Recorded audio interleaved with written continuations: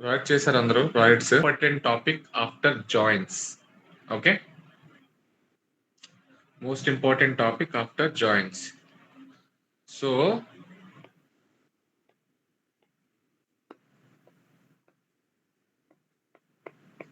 ఇవాళ టాపిక్ వచ్చేసి sub queries. Okay, ఏంటి అసలు ఈ సబ్ క్వైరీస్, అసలు దేనికి కాంటెక్స్ట్ స్టోరీ ఏంటి అంటే, ఫర్ ఎగ్జాంపుల్ హారికకు జాబ్ వచ్చింది. Harika, congratulations on getting job. Thanks అన్నయ్య. ఇప్పుడు హారిక ఏంటంటే మనందరికి పార్టీ ఇస్తుంది అనమాట. ఓకే, పార్టీ ఇచ్చినప్పుడు పిజ్జా హట్ తీసుకెళ్ళింది అందరికి.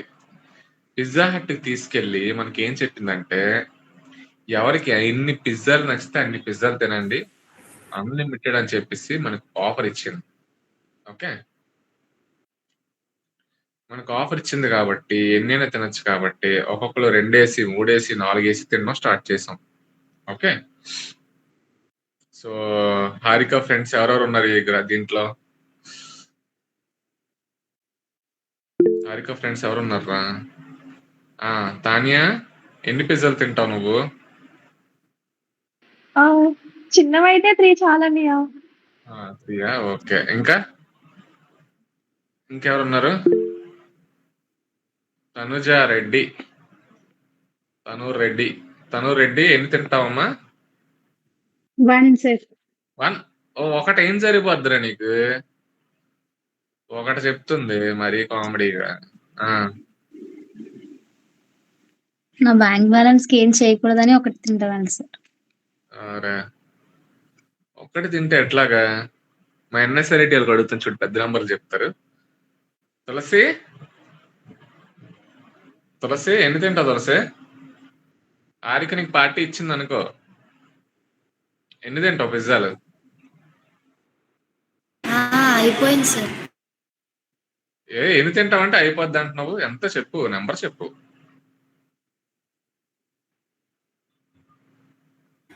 2 సార్. ఓకే, అమృత అడుగుదాం. అమృత, నువ్వు 2, 1, 3 అంటే నేను ఒప్పుకోను. నెంబర్ పెద్ద చెప్పు. 4 తింటది అమృత. 4 తింటది అమృత. 4 తింటది. అనిత ఎన్ని తింటావు? అనిత ఎన్ని కావాలి అనిత నీకు? ఎక్కువ తినలేను సార్, ఒకటే తింటాను. ఎందుకంటే అక్కకి ఎక్కువ డబ్బులు ఖర్చు పెట్టించను. ఇప్పుడు వేసిన డైలాగ్ వేసేయండి మీరు. ఓకే, అలాగేటి కాదు. అలాగేట కాదు. సిరి ఉందా?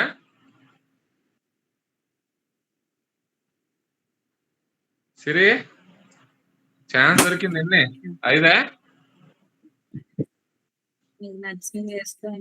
సిరికి 5 వేసేద్దాం. ఇంకా గౌతమి, నీకు ఎన్ని కావాలి?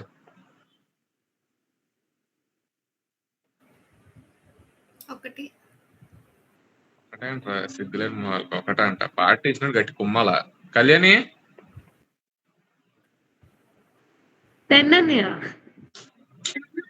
అబ్బా, I'm expecting this number actually. 10 పిజ్జాలు అంటే మామూలుగా ఉండదు. ఓకే, ఇప్పుడు హారిక పార్టీ ఇచ్చింది. 3, 4, 5, 6, 7, 8 మెంబర్స్ తీసుకెళ్ళింది. అందరు తిన్న పిజ్జా కౌంట్ ఇది. ఓకే, తిన్న కౌంట్ ఇది. ఇప్పుడు క్వశ్చన్ ఏంటంటే,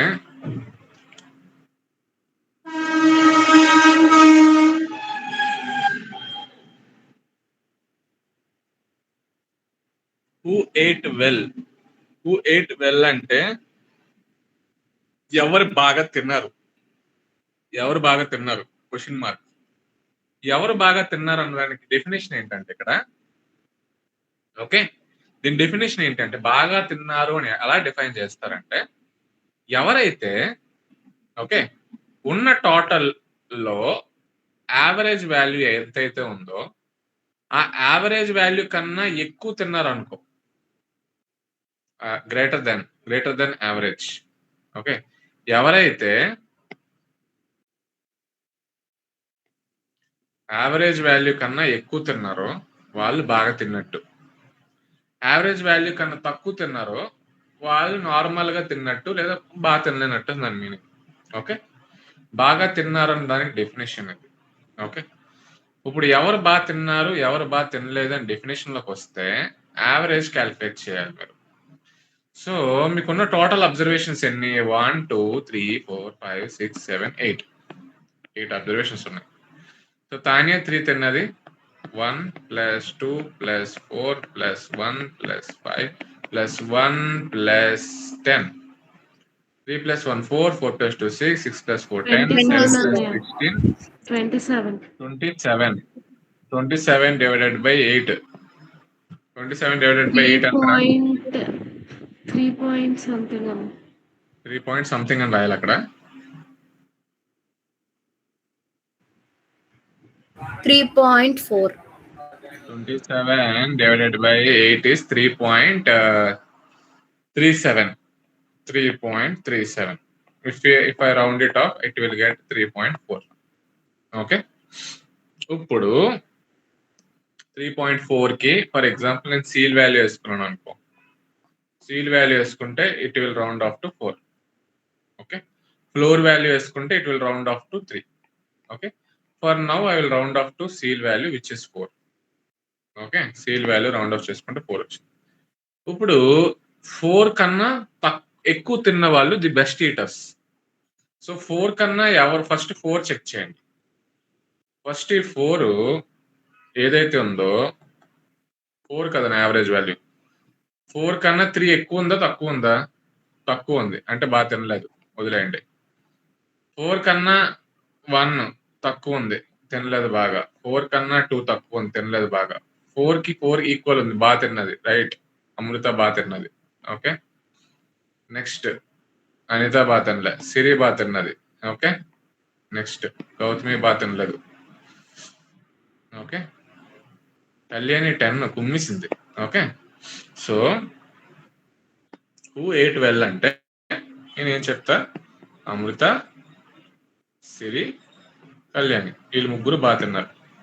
which is basically my output is greater than average. వీళ్ళు గ్రేటర్ దెన్ యావరేజ్ కన్నా ఎక్కువ తిన్నారు. ఓకే, ఇది స్టోరీ. సో కంపెనీస్ లో కూడా మేనేజర్స్ కానీ క్లయింట్స్ కానీ స్టేక్ హోల్డర్స్ కానీ మీటింగ్స్ అయినప్పుడు ఓకే క్వశ్చన్స్ ఎలా వేస్తారంటే ఏ ప్రొడక్ట్ బాగా పర్ఫామ్ చేసింది అంటారు.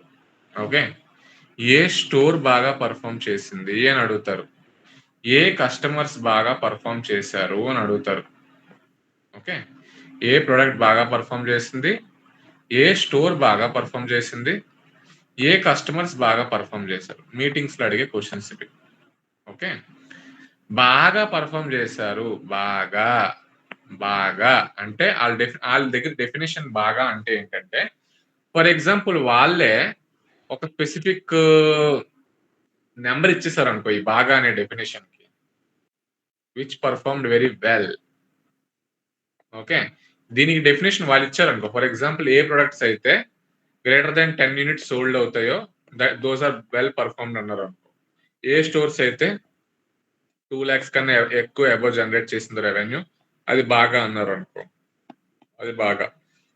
ఏ కస్టమర్స్ అయితే గ్రేటర్ దెన్ 10,000 షాపింగ్ చేశారో వాళ్ళు బాగా పర్ఫామ్ చేశారని వాళ్ళు ఒక పర్టికులర్ నెంబర్ తో వచ్చారు అనుకో, ఆ నెంబర్ బేస్డ్ మీద మీరు అనాలిసిస్ చేయడం స్టార్ట్ చేస్తారు. ఓకే, ఆ నెంబర్ బేస్డ్ మీద మీరు అనాలిసిస్ స్టార్ట్ చేస్తారు.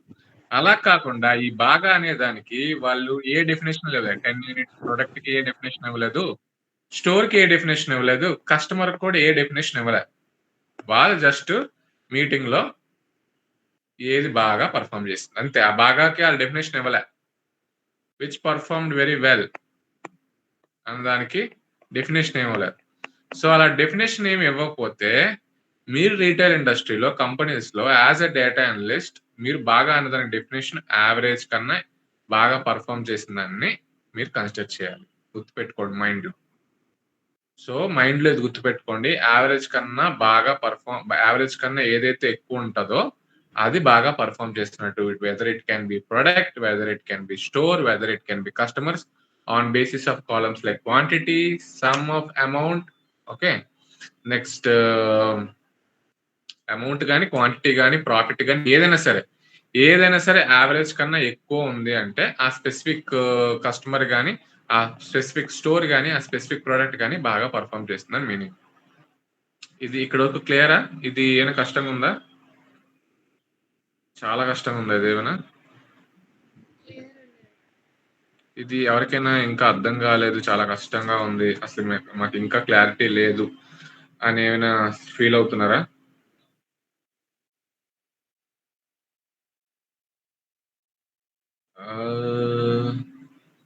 Any questions still here? Any questions? Lavanya ఏదో అడుగు క్వశ్చన్స్, నువ్వు ఏదో అడుగుతుంటావు కదా. Any questions?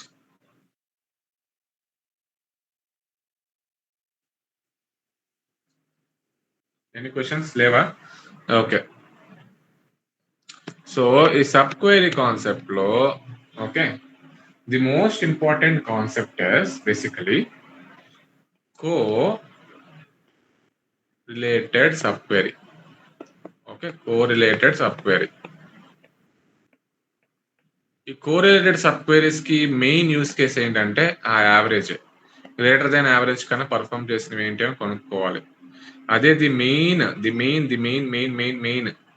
Okay the main important use case అన్నమాట. Okay, for example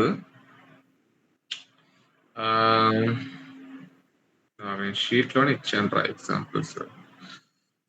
let me check once the sheet.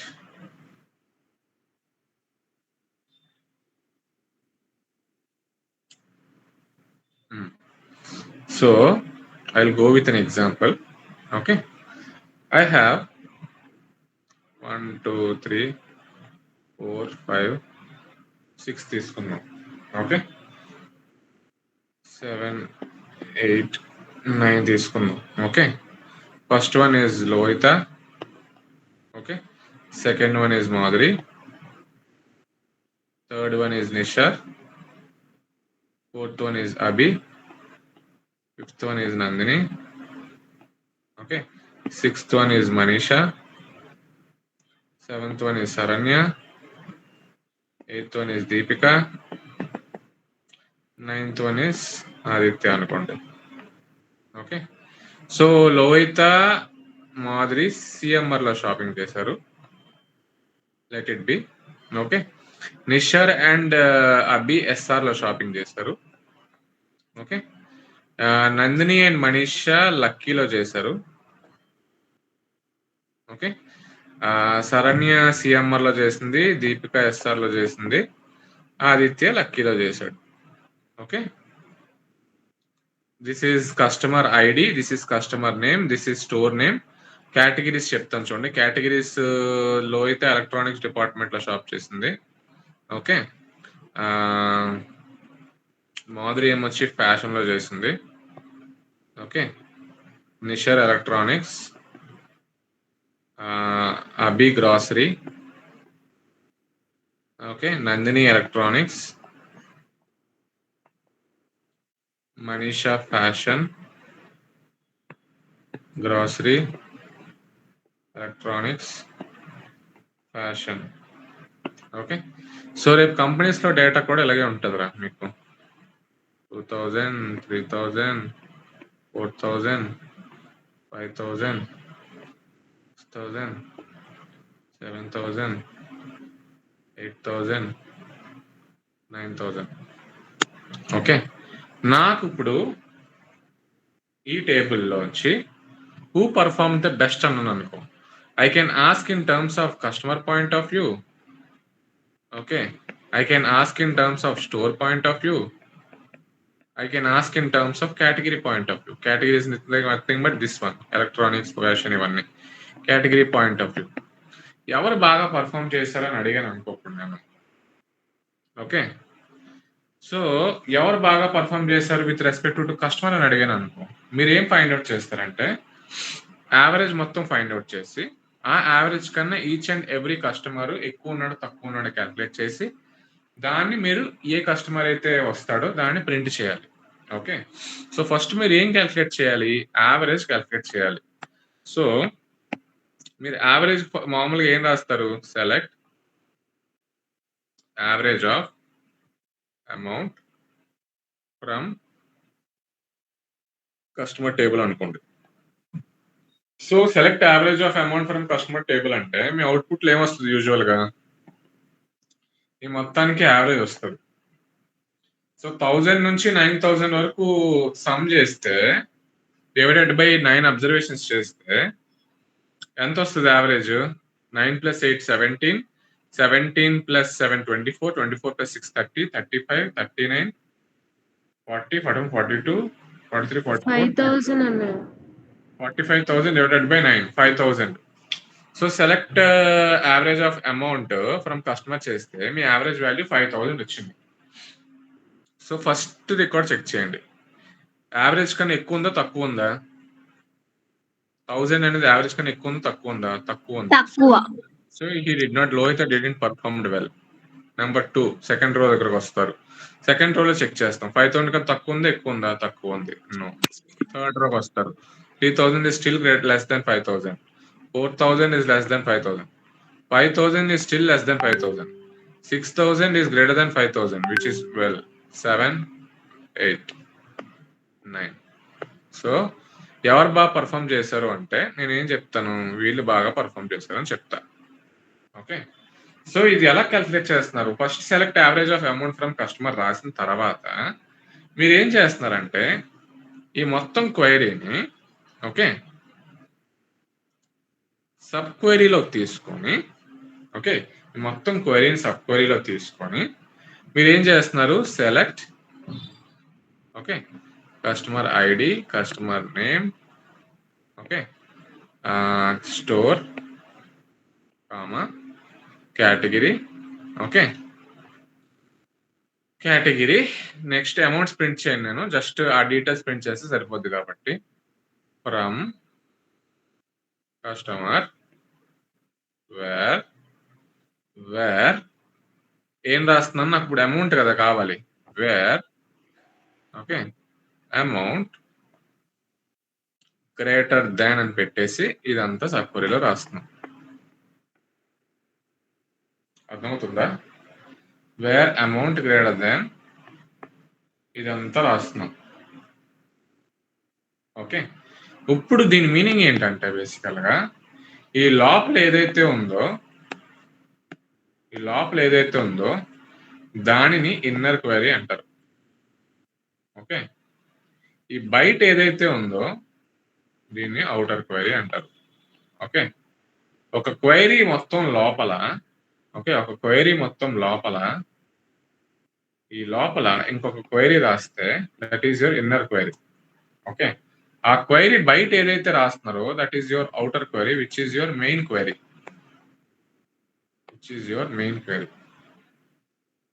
Okay, so ఎప్పుడైనా ఎగ్జిక్యూట్ అయ్యేటప్పుడు డేటాబేస్ ఇంజిన్ ఏం చేస్తుందంటే ఫస్ట్ ప్రయారిటీ ఇన్నర్ క్వెరీకి ఇస్తుంది.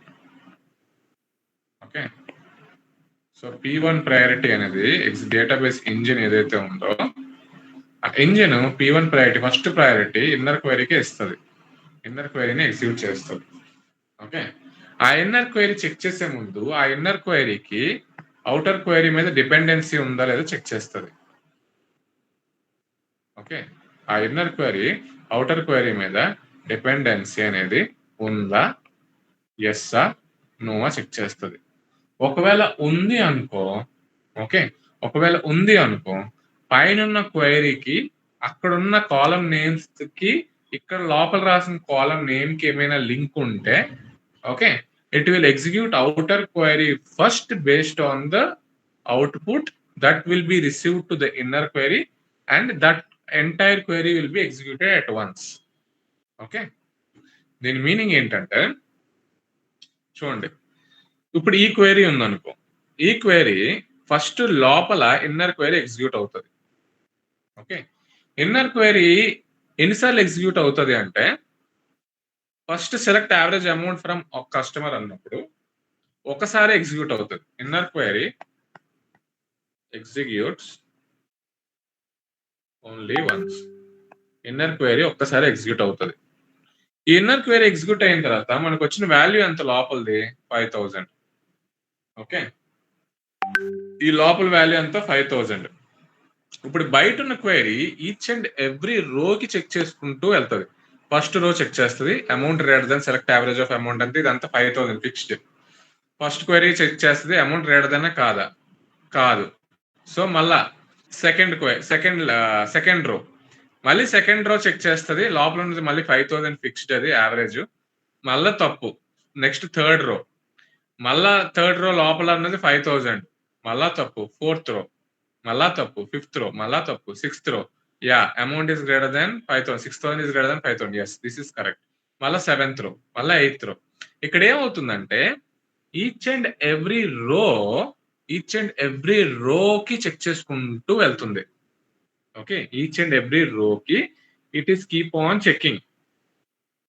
ఓకే, సో ఇంటర్వ్యూయర్స్ మీరు అడిగే క్వశ్చన్ ఏంటి అంటే కోరిలేటెడ్ సబ్ క్వెరీ అంటే ఏంటి అని అడుగుతాడు.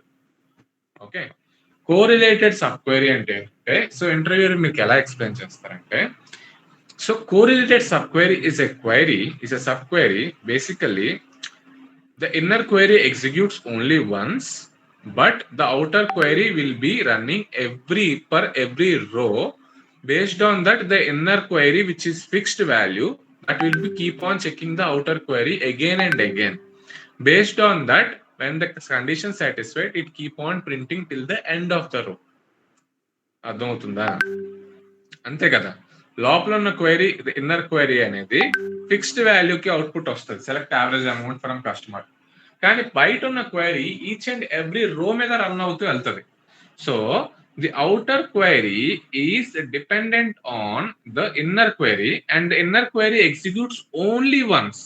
Inner query executes only once and the outer query executes based on the inner query for each and every row.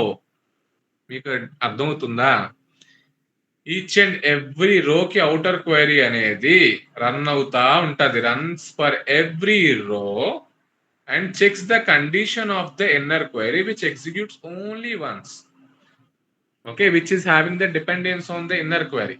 ఇక్కడ ఇన్నర్ క్వైరీ నేను రాయలేదు అనుకో, అవుటర్ క్వైరీ డైరెక్ట్ గా అమౌంట్ గ్రేటర్ దెన్ 5000 ఇచ్చాను అనుకో, నాకు చెక్ చేయడానికి ఏమీ ఉండదు. డైరెక్ట్ 5000 పైన ఉన్నవి ఏమున్నాయో చెక్ చేసుకుంటే వెళ్ళిపోద్ది, ఆ రోస్ అన్ని ప్రింట్ అవుద్ది. కానీ ఇక్కడ ఏం రాశాను, select average of amount from customer అని ఒక క్వైరీ రాసి ఆ క్వైరీ లోపల ఉన్నది ఎగ్జిక్యూట్ అవుతా ఉంటది, ఎవ్రీ రోకి ఎగ్జిక్యూట్ అవుతా ఉంటది. ఓకే, సో బయట ఉన్న క్వైరీ ఈచ్ అండ్ ఎవ్రీ రో అనేది లోపల ఉన్న అవుట్పుట్ మీద ప్రతి రోకి ఎగ్జిక్యూట్ అవుతా ఉంటుంది, చెక్ చేస్తా ఉంటది యావరేజ్ అమౌంట్ కి. So which is nothing but correlated sub query. దాన్నే కోరిలేటెడ్ సబ్ క్వెరీ అంటారు. బేసికల్ గా కంపెనీస్ లో యూస్ కేసెస్ ఏంటి అంటే, when your managers are clients asking for the retail sales performance based on customers, based on stores, based on products which are performing very well. At that point of time, we basically consider the average value greater than average performance. So inner query will be written as an average, and we will write where clause with amount greater than. Or if you are taking product, we will write product in the select statement. If you want to write this one, what? Name అయితే customers వస్తుంది, store అయితే stores వస్తుంది, next product అయితే product వస్తుంది, category అయితే category వస్తుంది. Okay, ఇది అర్థమైందా? ఇది క్లియర్ గానే ఉందా? ఇది క్లియర్ అనా?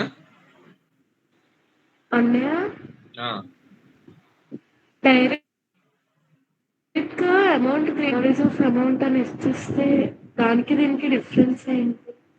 డైరెక్ట్ గా ఇక్కడ అమౌంట్ ఇచ్చాం అనుకో, డైరెక్ట్ గా అమౌంట్ ఇచ్చేస్తే డైరెక్ట్ గా అది value, static value. For example select customer ID కదా, store from customer, where amount greater than 5000 ఇచ్చాను అనుకో, you are directly filtering it. So 5000 value మీద ఒకేసారి మొత్తం అన్ని రోజ్ చెక్ చేసుకుంటూ వెళ్ళిపోయి ఎన్ని రోజ్ కరెక్ట్ అయితే అన్ని రోజ్ ప్రింట్ చేస్తుంది డైరెక్ట్ గా.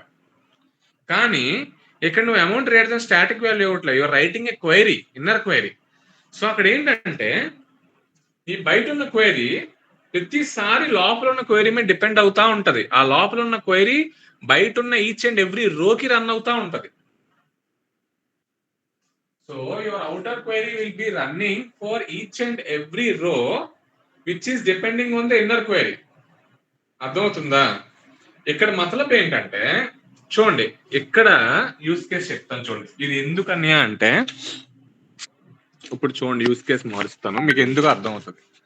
సో ఇప్పుడు యూస్ కేస్ ఎలా అంటే ఇక్కడ కాబట్టి ఇలా చేశారు. ఇప్పుడు చూడండి నేను ఇప్పుడు స్టోరీ చెప్తాను. ఒక స్మాల్ ఎగ్జాంపుల్ చెప్తాను చూడండి.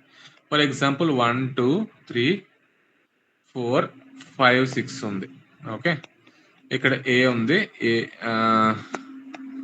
పేర్లు రాయలేని టైం అయిపోతుంది. ఏబిసి డిఈఎఫ్ ఉంది. Okay, so AB electronic department కనుకో. ఓకే, సిడి ఫ్యాషన్ డిపార్ట్మెంట్ కనుకో.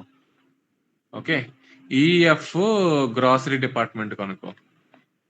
ఓకే, నెక్స్ట్ ఇది 500, ఇది 1000, ఇది 200, ఇది 400, ఇది 300, ఇది 500 అనుకో. ఓకే, ఇప్పుడు నాకు కేటగిరీ మీద బాగా పర్ఫామ్ చేసిన కావాలనుకో. కేటగిరీ మీద పర్ఫామ్ చేసిన కావాలనుకో. సో ఏం చేస్తావు? Select average of amount. Okay, select average of amount from customer రాసావు అనుకో, మొత్తానికి యావరేజ్ అవుతుంది. నా కేటగిరీ బేస్డ్ మీద యావరేజ్ అమౌంట్ కావాలి.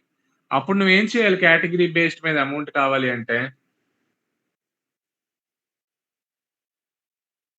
Category based group by category. Group by category. Normal గా అయితే గ్రూప్ బై కేటగిరీ రాస్తావు. అప్పుడు నీ ఇక్కడ బయట ఇక్కడ కేటగిరీ రాసుకొని category comma average of amount from customer రాసి గ్రూప్ బై కేటగిరీ రాస్తే సో ఎలక్ట్రానిక్స్ తోలక యావరేజ్ వస్తుంది.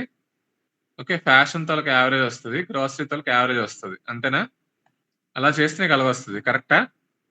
సో ఇలాంటి టైంలోనే కోరిలేట్ సబ్ క్వెరీ తోలక మెయిన్ యూస్ కేస్ వస్తుంది. చూడండి అప్పుడు ఎలా రాయాలి అంటే ఇప్పుడు చూడండి కోరిలేట్ సబ్ క్వెరీ తోలక మెయిన్ యూజ్. సో ఇప్పుడు ఇలాంటి టైంలో మీరు ఏం చేస్తారంటే select okay average of amount okay from customer table. Okay, ఇదంతా ఏం చేస్తారంటే సబ్ క్వెరీలో పెట్టి ఇక్కడ వేర్ క్లాస్ రాసి బయట మీరు ఏం రాయాలంటే క్వెరీ.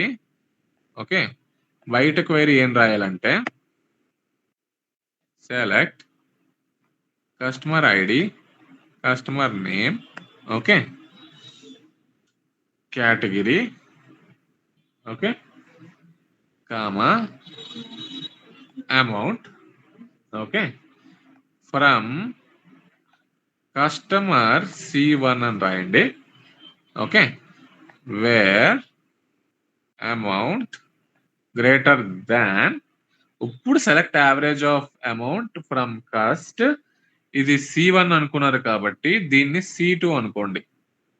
ఓకే, ఇక్కడ మీరు వేర్ క్లాస్ లో ఏం రాయాలి అంటే ఇక్కడ వేర్ క్లాస్ లో ఏం రాయాలంటే C1 dot category is equal to C2 dot category ఇవ్వాలి. ఇలా రాయాలి. ఇప్పుడు ఇది కోరిలేట్ అవుతుంది. ఎలా కోరిలేట్ అవుతుందో చూడండి. సో ఇక్కడ ఏం జరుగుతుంది అంటే చూడండి దిస్ విల్ బి బేసికలీ ఇదంతా ఏమవుతుందంటే మీ అవుటర్ క్వైరీ.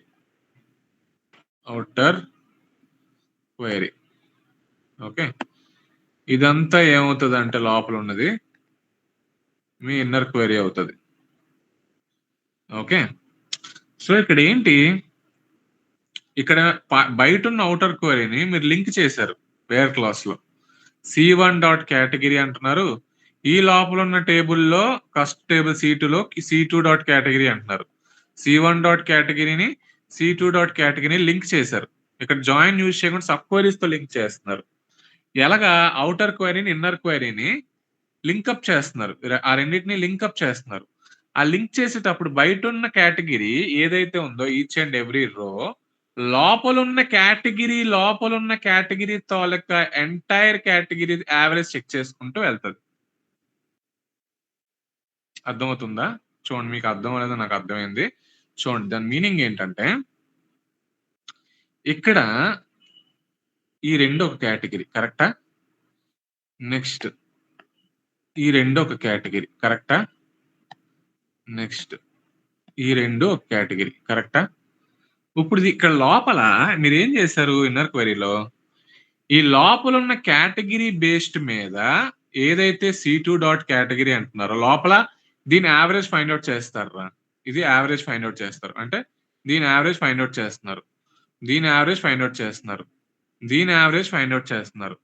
ఓకే, 500,000 తోలకి యావరేజ్ ఎంత అవుద్ది? 750. 750. దీని యావరేజ్ 750 అవుద్ది. దీని యావరేజ్ ఎంత అవుద్ది? 300. గ్రేటర్ బాబు. నెక్స్ట్ ఇది 400. సూపర్ రా బాబు. 400. చూడండి ఇక్కడ లోపల select average of amount from C2 అని అంటే యావరేజ్ వస్తుంది నార్మల్ గా. ఏం వేర్ క్లాస్ రాయకపోతే. కానీ నేను ఇక్కడ వేర్ క్లాస్ పెట్టి బయట అవుటర్ క్వరీ తొలక C1 డాట్ కేటగిరీ ఈ average amount of C2 dot కేటగిరీతో కంపేర్ చేస్తున్నాను. అంటే లింకప్ చేస్తున్నా, సారీ లింకప్ చేస్తున్నా. లింకప్ చేసి ఇక్కడ ఏమంటున్నా, అమౌంట్ గ్రేటర్ దాన్ అంటున్నా. ఓకే, సో ఇప్పుడు ఏమవుద్దంటే ఇక్కడ ఫస్ట్ అవుటర్ క్వరీ ఏముంది, select CID C name category amount from cust C1 where amount అని ఉంది. సో ఫస్ట్ నా రికార్డ్ ఇక్కడికి వస్తుంది. 1A ఎలక్ట్రానిక్ 500 ఉంది. ఓకే ఓకే, లోపల ఏం రాశాను నేను, లోపల select average amount from minute C2 where C1 dot category. So first ఇది C1 table. Okay, C1 dot category. Okay, C2 అనే టేబుల్లో ఉన్న కేటగిరీ తాలూకా యావరేజ్ అంటే ఈ వాల్యూ. ఓకే, ఆ value which is nothing but ఇక్కడ అమౌంట్ గ్రేటర్ దాన్ ఈ select average amount from unit category link up చేశాను కాబట్టి ఈ మొత్తం వాల్యూ ఎంత వస్తుంది output the 750 based on category కదా, C1 dot category. Okay, next ఈ మొత్తం టేబుల్లో C2 డాట్ కేటగిరీ అంటున్నా. C2 ఈ టేబుల్లో కస్ట్ టేబుల్లో C2 is basically your entire average of amount మొత్తం దీని తోలక C2 తోలక కేటగిరీ మొత్తం ఎలక్ట్రానిక్స్ ది. ఓకే, దాని తోలక కేటగిరీ తోలక యావరేజ్ అయితే ఉందో దాంతో ఇది కంపేర్ చేస్తుంది. సో ఈ అమౌంట్ ఎంత, 500. ఈ 500 greater than select average of amount from C2 where C1 dot అంటే ఇది electronics, C2 dot category of average అంటే మొత్తం ఈ టేబుల్ C2 తాలూకా మొత్తం కేటగిరీ ఎలక్ట్రానిక్స్ తాలూకా కేటగిరీ తాలూకా యావరేజ్ 750. ఐ మీన్ మొత్తం క్వైరీ తాలూకా average which is nothing but 750. So 500 greater than 750 కాదా? తప్పు. సో ఫస్ట్ది అయిపోయింది, ఫస్ట్ రాదు. నెక్స్ట్ సెకండ్ చూడండి. Second 2B electronics C1 dot category అంటే ఎలక్ట్రానిక్సే. C2 dot category average of amount మొత్తానికి చెక్ చేస్తున్నారు which is nothing but again my average will be 750. So 1000 greater than 750. Yes, this is correct. So my second output లో నా సెకండ్ది ఉంటది 2B electronics 1000. Okay, which performed very well. So ఇదంతా ఏ కేటగిరీకి, electronic కేటగిరీకి. ఇప్పుడు చూడండి, ఇప్పుడు ఇక్కడికి వస్తాం 3 and 4 which is nothing but my fashion category. మళ్ళా C1 ఫస్ట్ ఏంటి, థర్డ్ రో దాని వాల్యూ ఎంత, 200 greater than average amount of from cust C2. C1 dot will be my fashion, C2 dot category also will be my fashion. So we are taking that fashion category ka overall average amount 200 plus 400 which is 300. So amount 200 greater than 300. 200 greater than 300 కాదు. Next record 400 greater than 300. Yes, this is true. So my output will be 4D fashion category 400. చూడండి, each and every కేటగిరీకి నేను check చేస్తున్నా average total amount. Next ఏంటుంది, ఇది ఉంది 5 will be what, grocery. C1 dot ఇక్కడ గ్రాసరీకి చెక్ చేస్తున్నా. గ్రాసరీ తాలూకు టోటల్ యావరేజ్ వాల్యూ చెక్ చేస్తున్నా అమౌంట్. C2 టేబుల్ తాలూకు మొత్తం average of amount. So link up చేశాను C1 dot category, C2 dot category. దీని యావరేజ్ ఎంత 400. 300 గ్రేటర్ దాన్ 400 కాదు. తర్వాత next record 500 greater than 400 yes. So my output will be 6F grocery 500. చూడండి ఇక్కడ అవుట్పుట్ లో ఈచ్ అండ్ ఎవ్రీ డిపార్ట్మెంట్ ఏది బాగా పర్ఫామ్ చేస్తుందో డిస్ప్లే అవుతున్నాయా లేదా అవుట్పుట్ లో. So correlated subquery is basically your outer query will execute, your inner query will be executed for outer query which runs on based on each and every row. దాని meaning అది. Okay, so అందుకని wear class లో మీరు అక్కడ బయట ఉన్న రాసిన ఏదైతే కేటగిరీ అంటున్నారో ఆ కేటగిరీని ఇక్కడ యావరేజ్ అమౌంట్ మొత్తం టోటల్ యావరేజ్ అమౌంట్ కి C2 డాట్ కేటగిరీతో లింక్అప్ చేసి ఆ యావరేజ్ మొత్తాన్ని ఈచ్ అండ్ ఎవ్రీ కేటగిరీ రోకి మీరు కంపేర్ చేస్తూ వస్తున్నారు. సో నేను ఇప్పుడు ఏం చెప్పానో మీకు ఇది అర్థమైందని నేను అనుకుంటున్నా. ఎంతమందికి ఇది తెల్లమోహం? అన్నయ్య ఇక్కడ సబ్ క్వెరీ ఒకసారి ఎగ్జిక్యూట్ అవుతుందా, ప్రతి రోకి ఎగ్జిక్యూట్ అవుతుందా? ప్రతి రోకి ఎగ్జిక్యూట్ అవుతుంది కదరా. ఆ, ఆ, అంటే ఇక్కడ లోపల కోరిలేటెడ్ సబ్ క్వెరీ. నువ్వు లోపల లింక్అప్ చేసావు. C1 dot category, C2 dot category link up చేసావు. నీ యావరేజ్ ఆఫ్ అమౌంట్ అనేది ఆ ఎలక్ట్రానిక్ కేటగిరీ మొత్తానికి చెక్ చేసేసి ఒక వాల్యూ పెట్టేసుకుంటుంది. ఆ పెట్టేసుకున్న వాల్యూ బయట ఉన్న క్వైరీ ఈచ్ అండ్ ఎవ్రీ రో కేటగిరీకి అక్కడ ఆ వాల్యూ కంపేర్ చేసుకుంటూ వెళ్తుంది. So your inner query is executed for each and every రో ఆఫ్ ద అవుటర్ క్వైరీ. అది నేను చెప్పే డెఫినేషన్. అంటే ఇప్పుడు 750 ఫస్ట్ ఎలక్ట్రానిక్స్ కేటగిరీ యావరేజ్ కదా, మళ్ళీ ఒకవేళ లాస్ట్ లో ఎలక్ట్రానిక్స్ వస్తే మళ్ళీ యావరేజ్ క్యాలిక్యులేట్ చేసుకుంటుంది కదా. ఫర్ ఎగ్జాంపుల్ ఇక్కడ 7 ఉందనుకో, ఇక్కడ G ఉందనుకో, ఇక్కడ ఎలక్ట్రానిక్స్ ఉందనుకో, ఇక్కడ 2000 ఉందనుకో, ఇక్కడే లోపలే ఈ 3 రోస్ కి ముందే చెక్ చేసేస్తుంది average of amount from first C2, C1 dot category, C1 dot category which is electronics is equal to C2 dot category అన్నప్పుడు ఆ యావరేజ్ ఆఫ్ అమౌంట్ అనేది ఈ 3 కేటగిరీ ఈ 3 వాల్యూస్ మీద యావరేజ్ చేసి it will put that value average value. ఇప్పుడు each and every record ఆ fixed value మీద రన్ అవుతా ఉంటది ఈచ్ అండ్ ఎవ్రీ రోకి.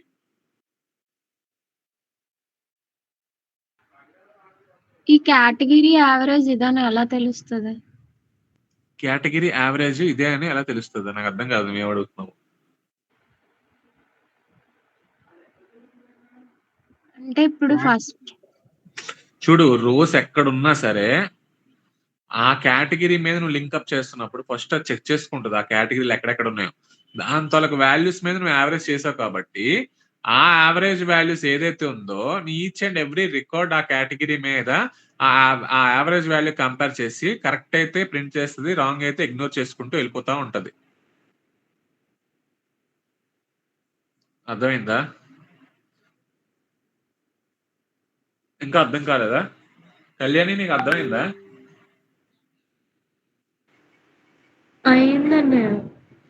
అయిందా? షోరా? కోయినా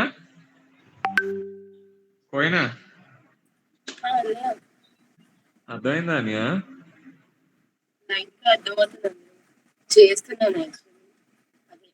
చేస్తున్నావా? మళ్ళీ ఒకసారి చెప్పనా? జగదీష్ చెప్పు. I mean, where C1 dot category equal to C2 dot category అన్నా కదా, అది అర్థం కాలే. ఓకే, యావరేజ్ ఆఫ్ అమౌంట్ అంటే అన్నిటి మీద అయిపోద్ది కదా, లైక్ ఎలక్ట్రానిక్స్ రెండింటి మీదే ఒక యావరేజ్ అలా ఎలా అవుద్ది? అందుకే కదా లింక్అప్ చేసా కేటగిరీ. నీకు అదే అర్థం కావట్లే. చూడు, అదే అర్థం కాలేదని చెప్తున్నా.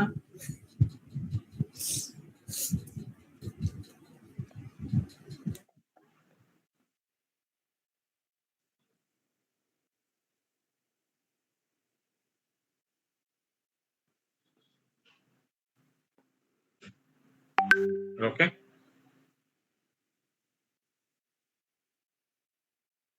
కేటగిరీస్. ఓకే, ఫ్యాషన్,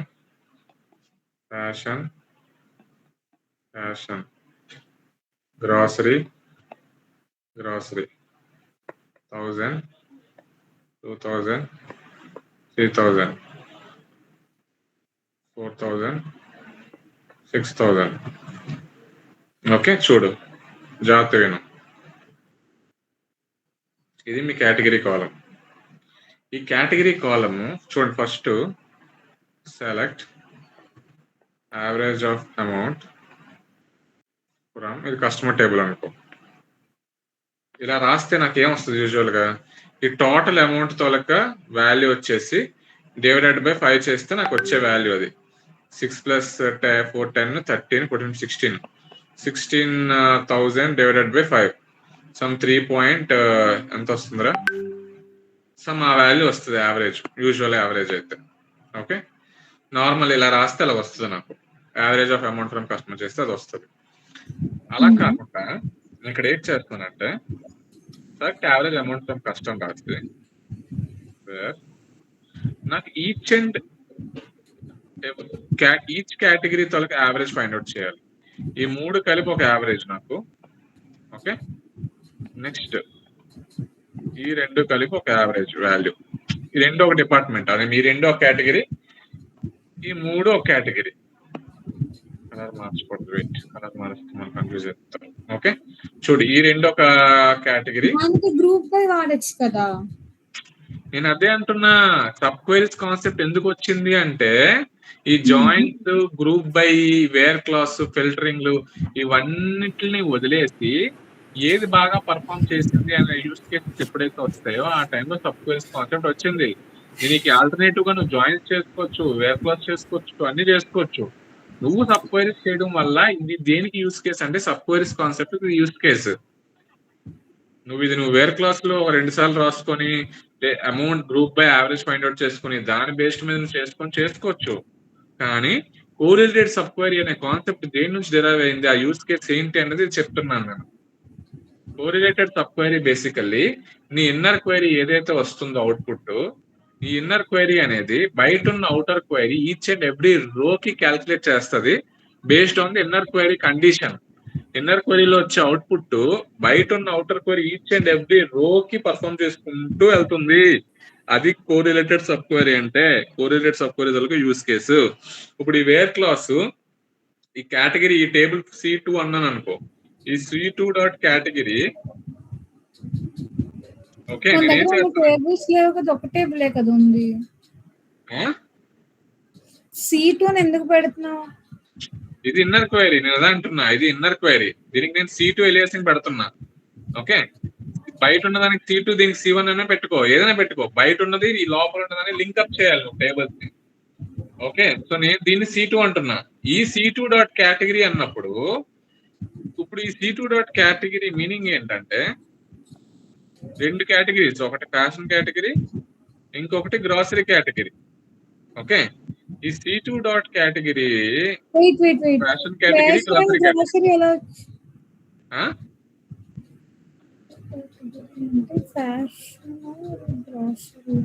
రెండు కేటగిరీస్ కొన్ని ఉన్నాయి. 2 కేటగిరీస్ C2 డాట్ కేటగిరీ, ఒకటి ఫ్యాషన్, ఒకటి గ్రాసరీ. దీని తోలకి యావరేజ్ ఎంత? 1000 + 2000 + 3000 యావరేజ్ ఎంత? అన్ని యావరేజ్ చేసేయాలి కదా. 2000. గ్రాసరీ తోలక యావరేజ్ వాల్యూ ఎంత? 4000 + 6000/2 5000. ఇక్కడ ఇది క్లియరా? నాకున్నవి C2 టేబుల్లో, C2 table average of amount అనేది ఇదే నా వాల్యూస్ 2000 5000 అయినా. ఇక్కడ యావరేజ్ తీసుకుంటప్పుడు ఆ 2 కేటగిరీస్ కి కలిపి 2000 ఎలా అయింది నీకు? అది ఎందుకు సెపరేట్ గా తీసుకుంటున్నారు? ఎన్ని కేటగిరీస్ ఉన్నాయి రా ఈ టేబుల్లో? ఒకటి ఫ్యాషన్ కేటగిరీనా? ఫ్యాషన్ కేటగిరీ అంటే ఎంత? 1000 + 2000 + 3000 డివైడెడ్ బై 3 అనా? 6000 డివైడెడ్ బై 3 అనా? 2000 అనా? సో నేను ఇక్కడ ఏమేసాను C2 డాట్ కేటగిరీ 2000 అన్న ఫ్యాషన్ కేటగిరీకి. అసలు ఓన్లీ ఫ్యాషన్ నువ్వు ఎలా చేయగలుగుతావు? అదే ఎలా చెప్తున్నారు? నువ్వు ఎలా చెప్తున్నావు? ఓన్లీ ఫ్యాషన్ యావరేజ్ అంటే మొత్తం అంతా యావరేజ్ చేసేస్తాం కదా. నేను అంటుంది ఏంటంటే, అందుకే కదరా నేను wear clause C2 dot category అని రాస్తున్నా. ఈ కేటగిరీ ఎప్పుడైతే మీరు వేర్ క్లాస్ లో C2 డాట్ కేటగిరీ అని రాశారో ఈ లింకప్ ఇచ్చేటప్పుడు అది గ్రూప్ బై లా యాక్ట్ చేస్తుంది క్వైరీ మొత్తం. అర్థమవుతుందా? చూడు ఇక్కడ C2 డాట్ కేటగిరీ అన్నానా, ఈ C2 డాట్ కేటగిరీ ఇక్కడ C1 డాట్ కేటగిరీకి లింకప్ చేస్తున్నా. ఓకే, ఇక్కడ లింకప్ అవుతున్నప్పుడు దాని మీనింగ్ ఏంటంటే చూడండి, బయట క్వైరీలో నేను ఏం రాస్తున్నాను, బయట క్వైరీలో select customer name comma category comma amount from customer table C1 అంటున్నా. ఇప్పుడు చూడండి, ఈ average of amount from customer C2 అంటున్నాను, where C2 dot category is equal to C1 dot category. ఇప్పుడు బయట క్వైరీలో ఫస్ట్ రికార్డ్ ఏముంది, లావణ్య ఉంది. ఓకే, కేటగిరీ ఏముంది, ఫ్యాషన్ ఏనా. సో ఇక్కడ C1 డాట్ వాల్యూ ఎంత అవుతుంది, ఇప్పుడు C1 డాట్ కేటగిరీ ఫస్ట్ రికార్డ్కి ఏమవుతుంది, C1 డాట్ కేటగిరీ ఫస్ట్ రికార్డ్కి ఏమవుతుందిరా Lavanya? 1000. Fashion. C1 dot category అంటే ఫ్యాషన్. ఇప్పుడు చూడండి, లోపల ఏం రాస్తాను, average of amount from C2 where C2 dot category. ఇక్కడ కూడా ఫస్ట్ రికార్డ్ లో C2 లో యావరేజ్ ఆఫ్ అమౌంట్ అంటున్నప్పుడు అది దేనికి ఈక్వల్ చేస్తున్నాను, ఫ్యాషన్ కి ఈక్వల్ చేస్తున్నా. ఇప్పుడు ఈ C2 డాట్ కేటగిరీ దేనికి చెక్ చేయాలి, ఫ్యాషన్ అనే డిపార్ట్మెంట్ మొత్తానికి ఇక్కడ చెక్ చేయాలి యావరేజ్. ఇప్పుడు ఈ average of amount C2 dot category is equal to అంటున్నప్పుడు ఈ C1 డాట్ కేటగిరీ ఫస్ట్ రికార్డ్ది ఏముంది, ఫ్యాషనే కదా ఉంది. ఫస్ట్ రికార్డ్ లో ఏముంది, ఫ్యాషనే కదా ఉంది. సో యావరేజ్ ఆఫ్ అమౌంట్ అప్పుడు మొత్తం దేనికి చెక్ చేస్తుంది, ఫ్యాషన్ కేటగిరీ మొత్తానికి ఇక్కడ చెక్ చేస్తుంది. ఇప్పుడు ఈ మొత్తం కోయిన్ తొలక వాల్యూ ఏమవుతుంది, 2000 ఏనా.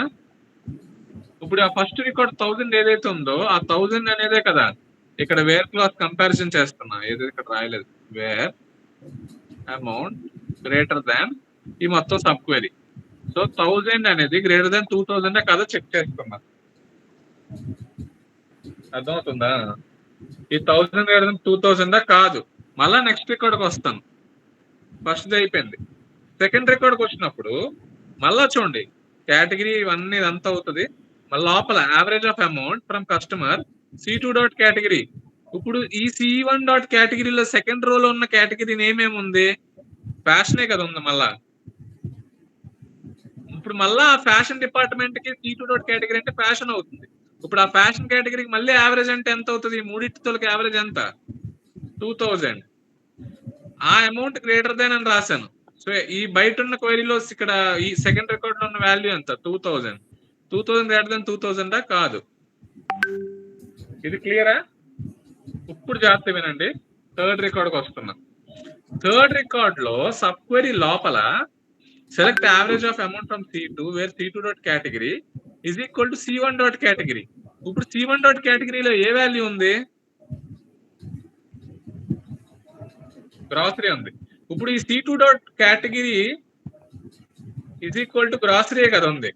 ఈ గ్రాసరీ తాలూకా ఫుల్ యావరేజ్ ఎంత అవుతుంది, ఈ గ్రాసరీ తాలూకా ఫుల్ యావరేజ్ ఎంత అవుతుంది, 4000 ప్లస్ 6000 డివైడెడ్ బై 2, 3000. సో ఈ మొత్తం యావరేజ్ వాల్యూ ఎంత అవుతుంది, 3000 అవుతుంది. బయట ఉన్నది ఎంత, లోపల ఉన్నది దాని రికార్డ్ది 4000.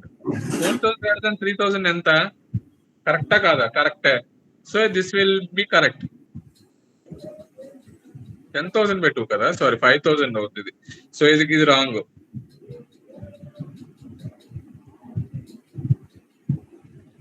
$5,000 greater than, sorry, 4,000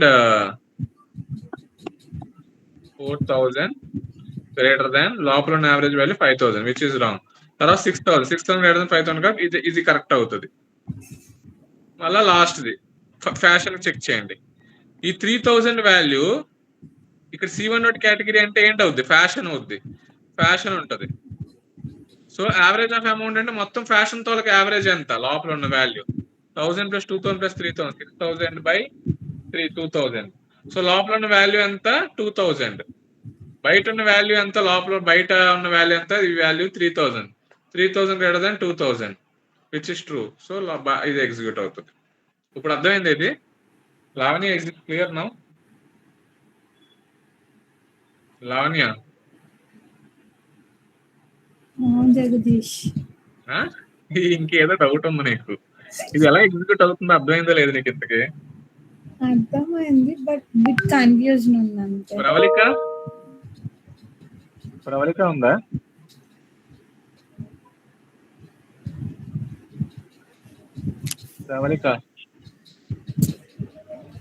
ప్రవళిక నీకు అర్థమైందా లేదా? స్టెఫీ, అనిత, తరుణ్ నీకు అర్థమైందా లేదా? అది అర్థం అవుతుంది, కానీ ఒకసారి కొరి నీట్ గా ఎగ్జిక్యూట్ చేసి ఏమొస్తుంది చెప్తే బాగుంటుంది. వెరీ ఎగ్జిక్యూట్ చేస్తే నీకు అసలు అర్థం కాదు. అర్థమైంది కానీ కొంచెం అంతేనా? నీకు అసలు అన్నయ్య ఇప్పుడు అక్కడ outer queries every time run అవుతుంది కదా, ఇన్నర్ క్వైరీస్ యావరేజ్ చేసి ఒక దగ్గర స్టోర్ చేసుకుంటుందా, ఇన్నర్ క్వైరీ కూడా ప్రతిసారి రన్ అవుతుందా? అది నా doubt.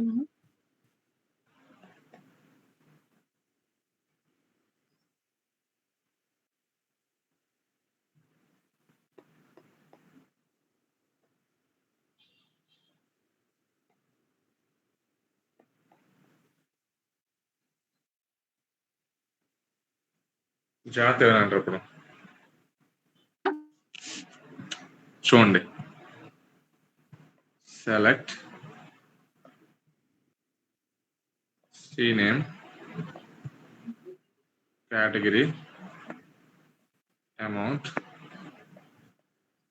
from customer table where amount greater than. Okay, select average of amount from customer where. Okay, దీన్ని C1 అనుకుంటున్నాను, దీన్ని C2 అనుకుంటున్నాను. Okay, C2 dot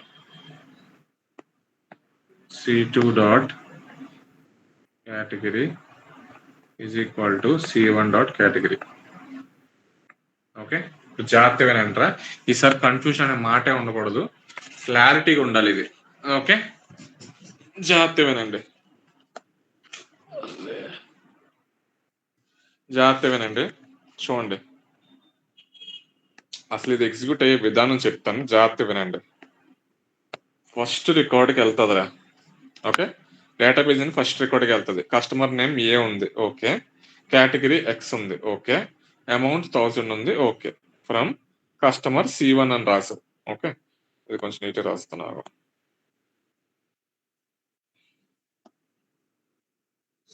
customer C1. Okay, ఇప్పుడు చూడండి, ఇప్పుడు ఫస్ట్ వాల్యూ ఎంత, 1000. ఈ వాల్యూ 1000 అయినా 1000 గ్రేటర్ దెన్ అని రాశారు.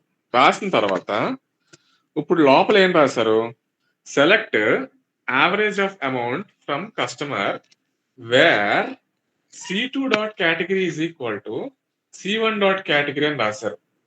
ఓకే, సో ఇక్కడ మీరు ఏం చేస్తున్నారంటే C2 dot category is equal to first రోలో ఉన్న కేటగిరీ ఏముంది, ఫస్ట్ రోలో ఎగ్జిక్యూషన్ ఇంకా ఫస్ట్ రోలోనే ఉంది. ఫస్ట్ రోలో ఉన్న ఎగ్జిక్యూషన్ ఏముందిరా, C1 డాట్ కేటగిరీ అంటే ఫస్ట్ రోలోనే ఉంది. నా పాయింటర్ ఫస్ట్ రోలోనే ఉంది, నా పాయింటర్ ఇంకా ఫస్ట్ రోలోనే ఉంది, ఎక్స్. సో ఇప్పుడు ఈ ఎక్స్ కేటగిరీ మొత్తం ఎన్ని ఉన్నాయి, మొత్తం టేబుల్, ఈ మొత్తం టేబుల్లో ఎక్స్ అనేవి ఎన్ని ఉన్నాయి, మొత్తం 3 ఉన్నాయి. సో వేర్ క్లాస్ అనేది C2 డాట్ కేటగిరీ ఎక్స్ ఎక్కడెక్కడ ఉన్నాయో చెక్ చేస్తుంది. ఓకే, సో నా ఎక్స్ ఎక్కడెక్కడ ఉంది, ఒకటి ఎక్స్ వాల్యూ 1000 ఉంది, ఇంకొక ఎక్స్ వాల్యూ ఇంకెక్కడ ఉంది 2000 ఉంది, ఇంకొక ఎక్స్ వాల్యూ ఎక్కడ ఉంది 3000 ఉంది. ఇక్కడ నా where clause C2 dot category equal to X అంటే ఇవే కదా, నాకు 1000 ఒకటి 2000 ఒకటి 3000 కదా C2 dot category equal to X అంటే. సరిపోయిందన్న. వేర్ క్లాస్ పక్కన రాసిన output where clause C2 dot category equal to X అంటే ఫర్ ఎగ్జాంపుల్ ఇక్కడ నేను యావరేజ్ ఆఫ్ అమౌంట్ కాకుండా కేటగిరీ కమ్ అమౌంట్ అని రాశాను అనుకో, నా అవుట్పుట్ ఇదేనా యూజువల్ గా? కానీ నేను అక్కడ where C2 dot category equal to X అన్నప్పుడు నేను ఇక్కడ ఏం రాశాను అక్కడ? ఏం రాశాను రా? X category C2 dot category X ఉన్నప్పుడు ఇక్కడ ఏం రాశాను లోపల? ఇప్పుడు దీని తోలకి యావరేజ్ ఎంత అవుద్ది నాకు? ఎక్స్ కేటగిరీ ఉన్న తోలకి యావరేజ్ ఎంత అవుద్ది? 1000, 2000, 3000, 6000 డివైడెడ్ బై 3 కదా. ఎంత అవుద్ది నా యావరేజ్? 2000. ఇక్కడ నాకు ఏముంది? ఇక్కడ 1000 లోపల అంత ఇప్పుడు ఎంత ఉంది ఎక్స్ కి? 2000. ఇప్పుడు ఇది కరెక్టా రాంగా? ఇది రాంగ్. సో ఇప్పుడు ఇది అయిపోయింది, ఇది చెక్ చేస్తారు. ఇది రాంగ్. ఎక్స్ అనే కేటగిరీలో 1000 అనేది బాగా పర్ఫార్మ్ చేయలేదు, because it is not greater than the average of the category X. ఇప్పుడు నెక్స్ట్ రోకి రండి, బి. ఇప్పుడు బి వాల్యూ ఇక్కడ ఎంత అవుతుంది? 1000 కాకుండా వేర్ క్లాస్ అమౌంట్ ఎంత అవుతుంది? ఇదంతా 2000 గ్రేటర్ దాన్. ఓకే, ఇప్పుడు ఎక్స్ కాదు, లోపల ఉన్న select average of amount from customer C2 where C2 dot category is equal to C1 dot category. ఇప్పుడు యారో పాయింటర్ ఎక్కడ ఉంది? Second row.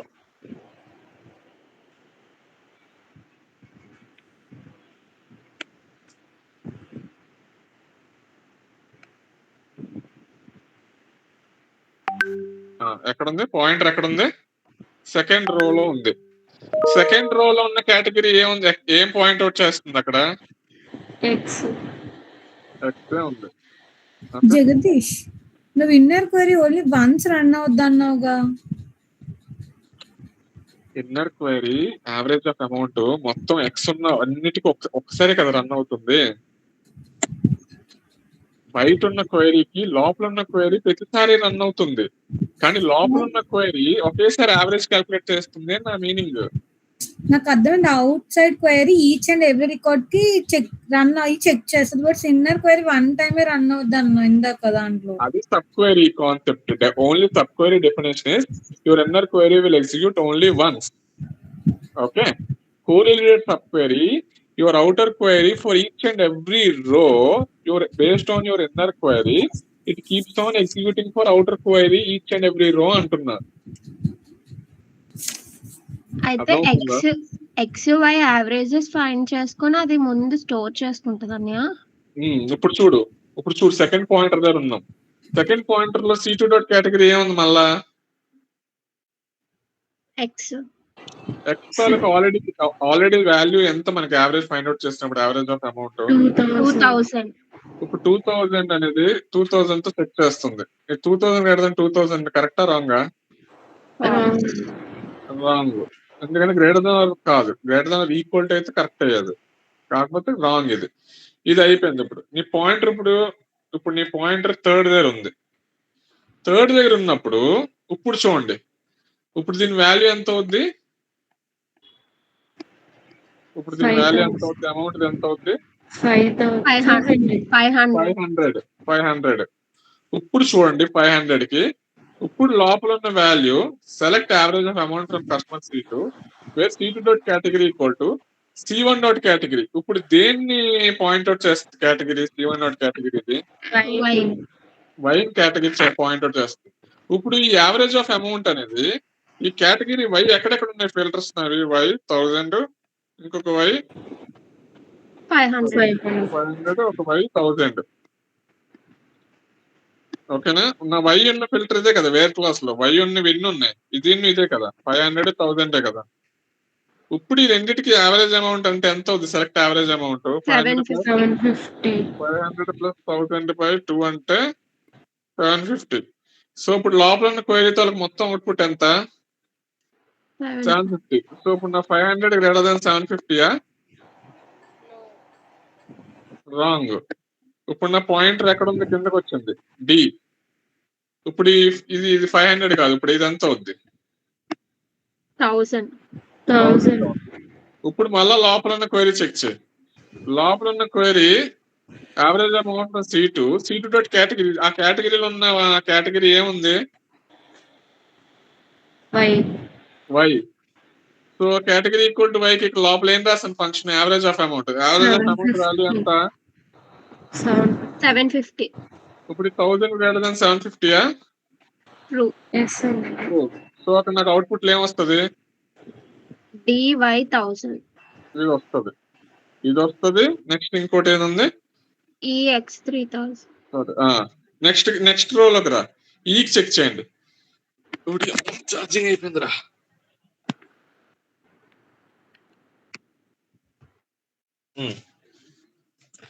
ఈకి చెక్ చేయండి. సో ఈ లోపల ఉన్న కేటగిరీ, ఇప్పుడు ఈ లోపల ఉన్న వాల్యూ ఎంత? ఇక్కడ amount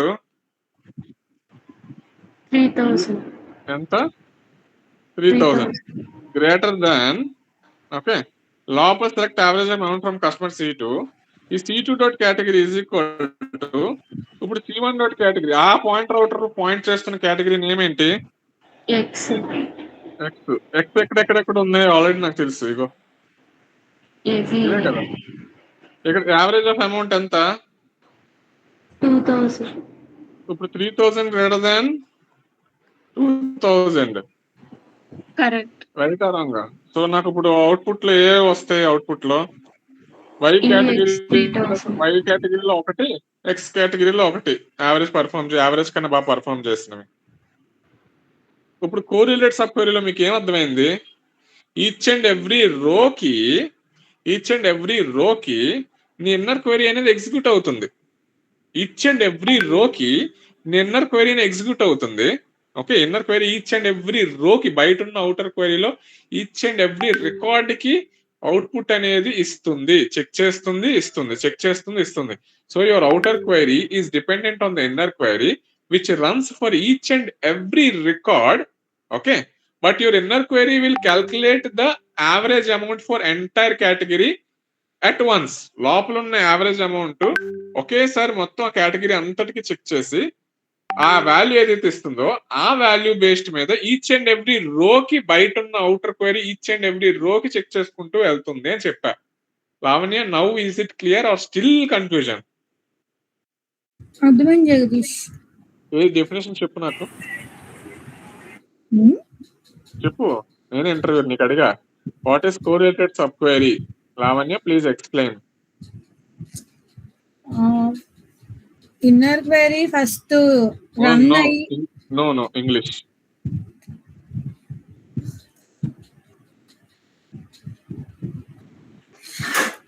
inner query runs and group the values once. Later outer query runs and checks each and every run with the dependence of inner query.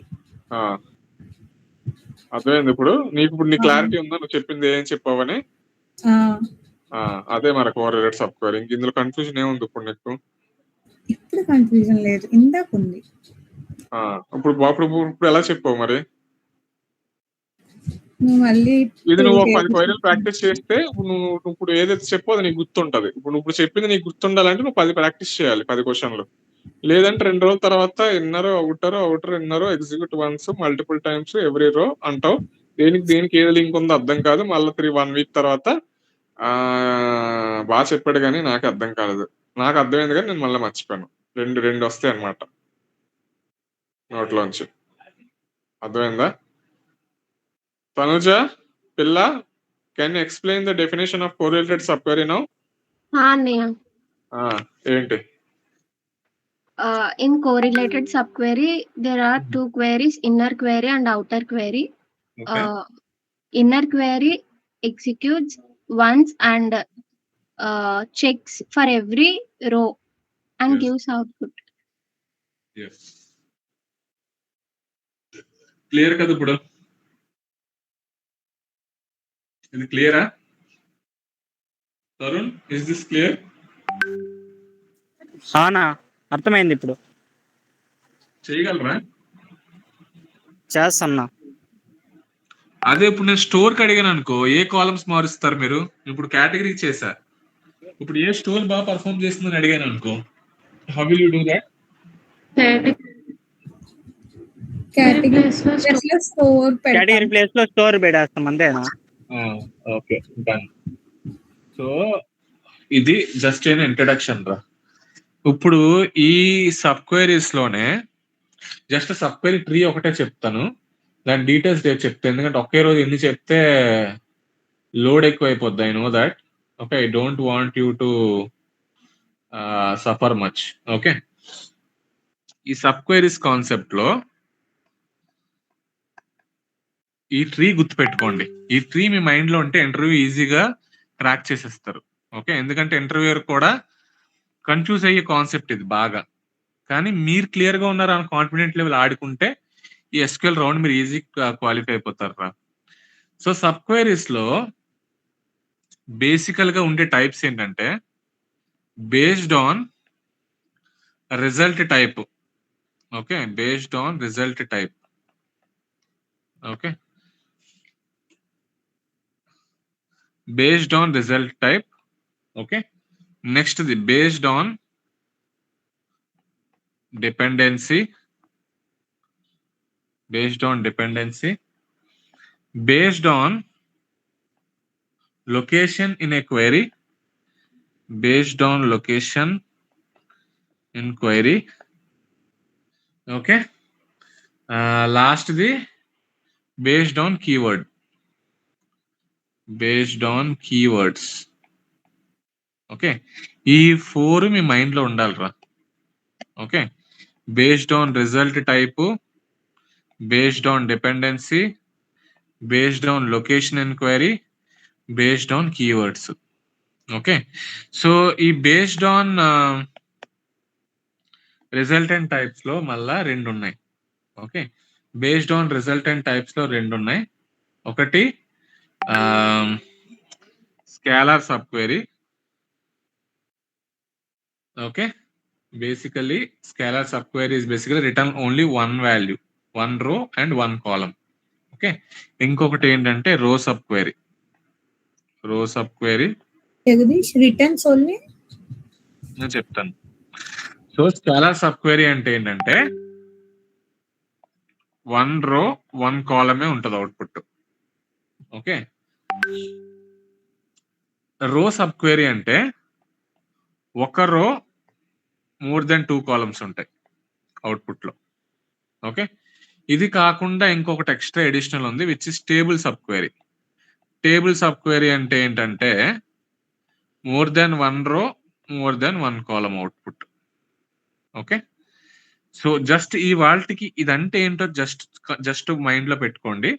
రేపు దీని తాలూకా యూస్ కేసెస్ ఏంటి, అసలు ఇన్ డీటెయిల్ గా one row one column scalar sub query తోలక ఇవి ఏంటి, row sub query తోలక use case ఏంటి, టేబుల్ సబ్ క్వెరీ తోలక యూస్ కేస్ ఏంటి, క్వైరీస్ ఎలా రాస్తారు, అసలు ఇవి ఎందుకు యూస్ చేస్తున్నారు.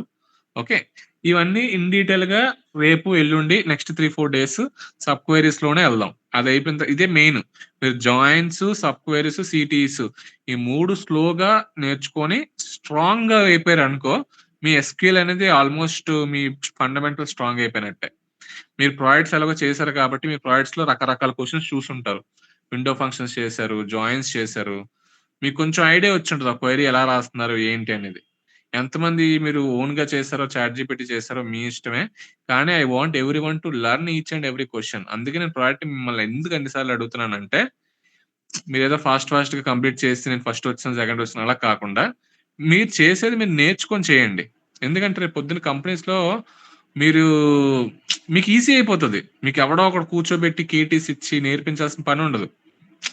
సో నేను ఎస్క్యూఎల్ జాయిన్ అయినప్పుడు నాకు తెలియదు అసలు. నేను టీసీఎస్ సెకండ్ కంపెనీ జాయిన్ అయ్యి సెకండ్ కంపెనీలో నేర్చుకుంటూ క్వైరీస్ రాసుకుంటూ యూస్ కేసెస్ చేసుకుంటూ నేర్చుకొని చాలా స్ట్రగుల్ అయ్యాను. ఇప్పుడు మీరు కాలేజ్ స్టూడెంట్ లైఫ్ లోనే రియల్ టైమ్ ఎగ్జాంపుల్స్ ఇన్ని చేస్తూ మీరు కార్పొరేట్ లోకి వచ్చారనుకో, మీ లైఫ్ బికమ్స్ వెరీ ఈజీగా చేస్తారు. హాఫ్ డేలో క్వైరీస్, 1 డే వరకు మీరు హాఫ్ డేలో చేస్తారు, 2 డేస్ వరకు 1 డేలో చేసేస్తారు, ఫట్ అనాలిసిస్ చేస్తారు, అయిపోద్ది ఈజీగా. సో ఎక్కువ స్ట్రగుల్ అవ్వరు, ఈజీగా సర్వే అయిపోవచ్చు. మెయిన్ థింగ్ అది.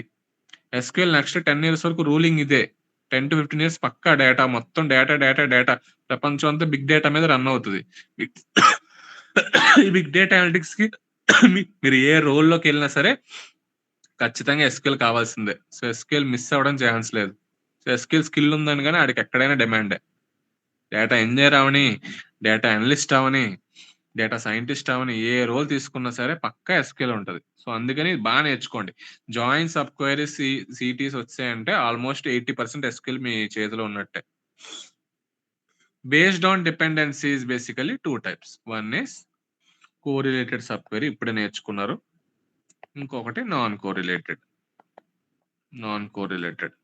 ఈ నాన్ కోరిలేటెడ్ ఇస్ బేసికలీ ఇవే, ఈ 3 types non correlated sub queries. Okay, దీనికి కూడా స్పెషల్ ఎగ్జాంపుల్స్ చెప్తాను. ఓకే, కోరిలేటెడ్ కి non correlated based on dependency. Okay, based on location అంటే ఈ సబ్ క్వైరీస్ ఎక్కడెక్కడ రాయొచ్చు, ఏ క్లాసెస్ దగ్గర రాయొచ్చు. ఓకే, సెలెక్ట్ క్లాస్ లో రాయొచ్చు. Okay, based on select location. From తర్వాత రాయొచ్చు, ఫ్రమ్ లొకేషన్ లో రాయొచ్చు. ఓకే, నెక్స్ట్ వేర్ లొకేషన్ లో రాయొచ్చు. ఇందాక మనం వేర్ లొకేషన్ లోనే కదా రాసాం. ఇక్కడ మనం ఎక్కడ రాసాము, సబ్ క్వైరీ ఎక్కడ రాసాము, వేర్ క్లాస్ లోనే రాసాం కదా. వేర్ క్లాస్ లోనే కదా రాసాం. వేర్ గ్రేటర్ అని పెట్టి ఆ కండిషన్ లోపలే కదా రాసాం సబ్ క్వైరీ. సో అక్కడ వేర్ దగ్గర రాస్తే వేర్ లొకేషన్. ఫ్రమ్ తర్వాత కూడా మీరు రాసుకోవచ్చు. ఫర్ ఎగ్జాంపుల్ మనం బేసికల్ ఎలా రాస్తాం, select star from customer table అని రాస్తామా, అలా కాకుండా మీరు ఎలా కూడా రాసుకోవచ్చు. సెలెక్ట్ స్టార్ ఫ్రమ్ కస్టమర్ బదులు select category comma category comma amount from customer అని రాశారు అనుకో, ఇలా కూడా రాసుకోవచ్చు. ఈ కస్టమర్ టేబుల్లో కేటగిరీ అమౌంట్ మాత్రమే ఏదైతే ఉందో అవి తీసుకొని అది టేబుల్ కింద మొత్తం కన్సిడర్ చేసుకొని అక్కడ సెలెక్ట్ స్టార్ అంటే ఈ 2 కాలమ్స్ మొత్తం అవుట్పుట్స్ అన్ని డిస్ప్లే చేస్తుంది. సో ఫ్రమ్ క్లాస్ తర్వాత ఇలా లొకేషన్ పెట్టి కూడా రాసుకోవచ్చు. ఇలాగా సబ్ క్వైరీ ఇలా కూడా రాసుకోవచ్చు. ఫ్రమ్ అని పెట్టి బ్రాకెట్లు ఇవన్నీ రాసుకోవచ్చు అని దాని మీనింగ్. ఇది క్లియరా? ఫ్రమ్ తర్వాత కూడా రాసుకోవచ్చు. So one is at from, select, from, where clause, having దగ్గర కూడా రాసుకోవచ్చు. ఓకే, ఇలాగా 4 ఇట్ల దగ్గర రాయొచ్చు. మీరు ఇన్ క్లాస్ దగ్గర కూడా రాయొచ్చు. In okay, in not in రాయొచ్చురా. I mean basically where clause దగ్గర వస్తుందిలే, వదిలే. Select, from, where, having clauses దగ్గర రాయొచ్చురా. ఈ 4 ఇట్ల దగ్గర రాయొచ్చురా. Okay, select, from, where, having. Next based on keywords. So based on keywords అంటే కీవర్డ్స్ ఉంటాయి మనకి, ఎగ్జిస్ట్ అని. Okay, next any, some, okay, all, okay, in, not in. ఈ కీవర్డ్స్ కూడా మీరు సబ్ క్వైరీస్ రాసుకోవచ్చు. ఓకే, సో ఈ 4 are the total types of sub queries. Okay, based on result type, based on dependency, based on location inquiry, based on keyword. Based on result type lo scalar subquery, row subquery, table subquery. Based on dependency lo correlated subquery, non correlated subquery. Based on location lo we can write it after select statement, from statement, where statement and having clause. Ee classes దగ్గర కూడా రాసుకోవచ్చు. Based on keywords ante we can write with using exist keyword, in or not in keyword, all, some, any. ఈ keywords use చేసి కూడా రాసుకోవచ్చు. దీని తొలక details, దీని తొలక use cases, దీని తొలక క్వైరీ రైటింగ్ ఎలా రాస్తాము. Okay, examples, how it will execute అనేది we will slowly go with one by one. Tomorrow we'll discuss on result type and dependency. ఆ next day based on location keyword check చేద్దాం 2 days. Okay, దాని మీద ఒక assignment కానీ కొన్ని questions కానీ చేశారనుకో, you will get to know what are all these things. ఒకే రోజు అన్ని ఇన్ని చెప్తే I know it will be fully loaded. Okay, so ఇప్పుడు దాకా జరిగిన దాని మీద ఏమైనా డౌట్స్ ఉన్నాయా మీకు? ఇప్పుడు వరకు ఓకేనా? ఇది పంపించిన ఇది sheet.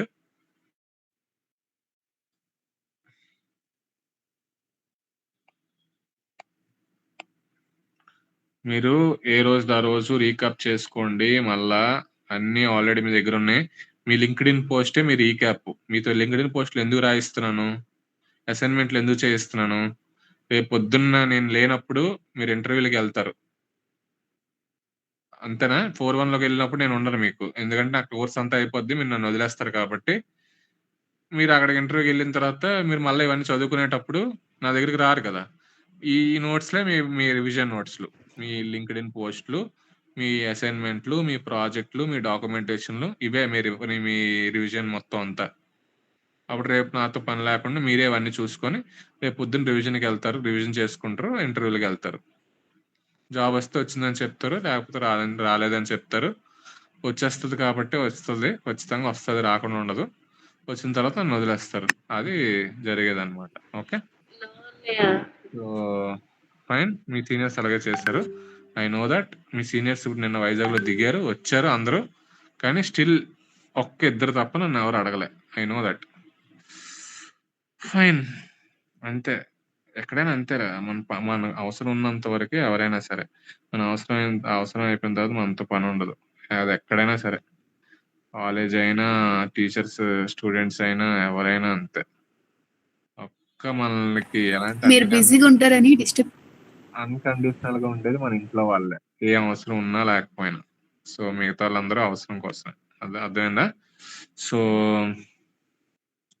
I shared the notes also, right? Introduction to sub queries and introduction to correlated sub query. Okay, is this fine?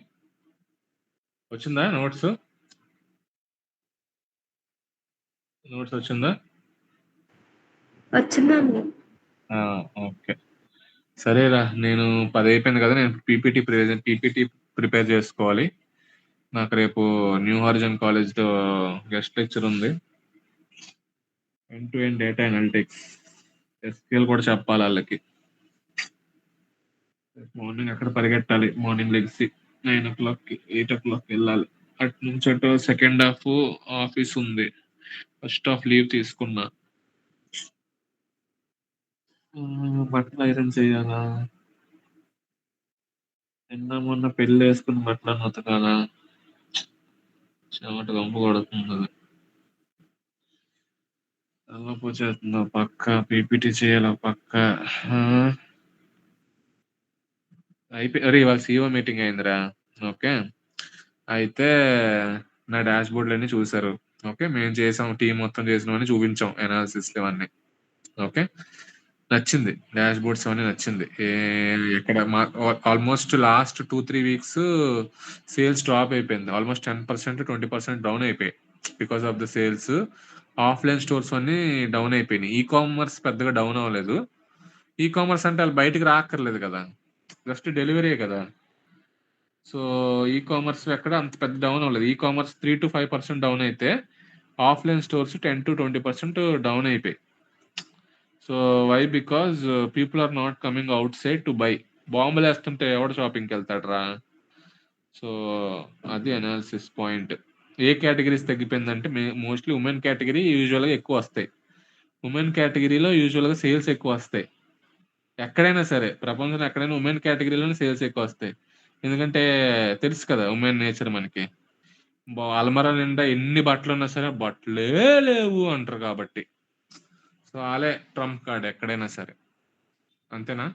ఎన్ని బట్టలు ఉన్నా సరే నా దగ్గర బట్టలే లేవు అంటారు కాబట్టి మళ్ళా ప్రతి నెల ఒక 2 టాపులు, 2 ఇవి, 2 అవి అన్ని కొనేసి మూల ఒక్కసారి వేస్తారు. ఒక 2 రీల్స్ చేసి అయిపోయింది, ఇంక పక్కన పడేస్తారు మూలకి. మళ్ళా వచ్చే నెల నా దగ్గర బట్టలు లేవు, ఒక 1500 ఇవ్వమ్మా కొనుక్కోవాలి అంటారు. వెళ్ళి అక్కడ కబోర్డ్ ఓపెన్ చేస్తే 100 టాపులు ఉంటాయి అక్కడ. ఇవన్నీ సైజ్ అయిపోయింది, కలర్ అయిపోయింది అని చెప్పి మళ్ళా కొత్తవన్నీ కొంటారు. అవునా కాదా? తనుజ, నువ్వు అలాగే చేస్తావు నాకు తెలుసు. మనిషి మంచిదేరా, మనిషి ఇప్పుడు అలా చేయదు. అదే మా అబ్బాయిలు అనుకో, మా అబ్బాయిలు అయితే ఫుల్లీ రివర్స్. వేసిన ప్యాంట్, వేసిన షర్టే వారం 10 రోజులు 20 రోజులు అదే వేస్తాం. వారానికి ఒక డ్రెస్ అదే తిప్పి అదే ఐరన్ చేసుకుని అదే ఉతుక్కొని అదే వేస్తాం. మీలా అంత సెల్ఫిష్, అంత ఇదేంటిది, అంత యాంగ్జైటీ అలా ఉండదు. మంచోళ్ళం మేము. అందులో నాలాంటి అబ్బాయిలు అయితే ఇంకా అసలు పిసినారి కక్కుర్తి అనమాట. అసలు బయటకు తీయం మేము. అర్థమైందా? సో ఉమెన్స్ కేటగిరీ తగ్గిపోయింది. సో ఉమెన్స్ కేటగిరీ నుంచి almost we lost 60 million revenue. So it's a big amount. 60 million is nothing but around 6 crores. So usually our annual business is 1 billion. Okay, 1 billion is basically 100 million. Sorry, 100 million అన్నా, sorry 1000 million is basically 1 billion. So మా annual sales మా కంపెనీలో 1 billion వస్తుంది యూజువల్గా. 900 million to 1000 million which is 1 billion. Okay, 1000 బిలియన్లో 6 million loss అనేది 2 వీక్స్కి పెద్ద అమౌంటే. 2 వీక్స్లో 6 million అంటే చిన్న అమౌంటే, but still 6 million 66 crores is a big amount కదా. ఇట్స్ స్టిల్ ఎంత అంటే ఇప్పుడు 100 రూపీస్లో 6 రూపీస్ అనేది మీకు పెద్ద అమౌంట్ కాదు. 1000 రూపీస్లో 60 రూపీస్ అనేది పెద్ద అమౌంట్ ఏం కాదు. ఓకే, 10,000లో 600 అనేది మీకు పెద్ద అమౌంట్ కాదు. కానీ 6 lakhsలో 60,000 అనేది మీకు పెద్ద అమౌంట్. 60 lakhsలో 6 lakhs అనేది పెద్ద అమౌంట్. 6 crores-లో 60 lakhs అనేది పెద్ద అమౌంట్. మీకు అర్థమవుతుందా? సో అట్లా ఉంటుంది అనమాట బిజినెస్ డెఫినేషన్స్. సో అది main thing. So 60 million we lost. 60 million is nothing but 6 crores. అది ఉమెన్ కేటగిరీ నుంచి పోయింది. ఇప్పుడు దాన్ని డీప్ డైవ్ చేయమన్నారు, ఏ కేటగిరీస్ లూజ్ అయిపోయామని. ఏ కేటగిరీ లూజ్ అయినా వాళ్ళు వచ్చి బయటికి షాపింగ్ చేయలేదు కాబట్టి అన్ని కేటగిరీలు లూజ్ అయినట్టే. దానికి మళ్ళీ డీప్ డైవ్ చేయండి అని చెప్పి వాళ్ళు మార్నింగ్ చెప్పారనమాట. ఆ డాష్ బోర్డు వేరే ఒకటి చేశాడు రా, ఆడు యాక్సెస్ ఇస్తాడు రేపు ఎల్లుండి, చూపిస్తాను థర్స్డే మీకు ఒకవేళ అయితే. I will check and see. Time ఎంత అయింది? 10 అయిందా? నేను పీపీటీ ప్రిపేర్ చేయాలి. రేపు ఏ బట్టలు వేసుకోవాలో చూడాలా. ప్రాజెక్టులు కంప్లీట్ చేస్తారా? అప్డేట్ చేయండి బాబా షీట్లు. 26 మంది చేసినట్టు నాకు మెసేజ్ చూశాను నేను. ఓకే, మిగతా పెండింగ్ అసైన్మెంట్, లింక్డ్ఇన్ పోస్టులు అన్నీ టక్ టక్ టక్ టక్ లైన్ చేయండి అన్ని. ఓకే, లింక్డ్ఇన్ ప్రాజెక్ట్ ఎలా రాస్తారంటే మేము చేసినవి ఒక రీటైల్ యూస్ కేస్ తీసుకున్నాము. ఒక ఇండస్ట్రీలో ఒక మేనేజర్ క్వశ్చన్స్ రీటైల్ స్టోర్ ఇండస్ట్రీలో ఎలా అడుగుతాడో అలాగా కొన్ని యూస్ కేస్ తీసుకొని ఈచ్ అండ్ ఎవ్రీ కాన్సెప్ట్ మీద స్పెసిఫిక్ క్వశ్చన్స్ అనేవి ప్రాక్టీస్ చేసాము. అందులో మాకు ఈ ఇన్సైట్స్ కనబడ్డాయి. దీనివల్ల మేము టాప్ కస్టమర్స్ ఎవరు, టాప్ ప్రొడక్ట్స్ ఏంటి, టాప్ స్టోర్స్ లో పర్ఫార్మెన్స్ ఎలా ఉంది, ఓకే టాప్ ఇవి కనుక్కున్నాము, ఇలా చేసామని చెప్పి ఒక చిన్న పోస్ట్ పారాగ్రాఫ్ ఒక ప్రాంప్ట్ లాగా ఇవ్వండి. చాట్ జీపీటీకి ఒక ఫ్లో ఇస్తుంది అదే ఆటోమేటిక్ గా. ఓకే, అది లింక్డ్ఇన్ పోస్ట్ బ్యూటిఫుల్ గా నీట్ గా రాయండి. ఓకే, అంతే. ఇలా నేర్చుకున్నాం రాయండి. మీకు ఎవరు నేర్పిస్తున్నాడు ఏంటి అని అడిగారు అనుకో, నా పేరు చెప్పండి. ఓకే, కంపెనీ డేటా అలాంటివన్నీ పెట్టద్దు. కంపెనీ డేటా ఇచ్చాడు మాకు, ఆ కంపెనీ డేటా ల్యాబ్స్వి, అందులో కొంచెం డేటా మార్చి ఇచ్చాడు అలాంటివి చెప్పద్దు. Just we learned this topics based on the retail industry knowledge అని చెప్పి అలా రాయండి నార్మల్గా. ఓకే, అది చాలా బెనిఫిషియల్ మీకు, ఎందుకంటే మీరు చేసిన కాన్సెప్ట్స్ అన్ని కంపెనీస్ లోపల చేస్తారు కాబట్టి మీకు ఫస్ట్ ప్రయారిటీ ఉంటుంది.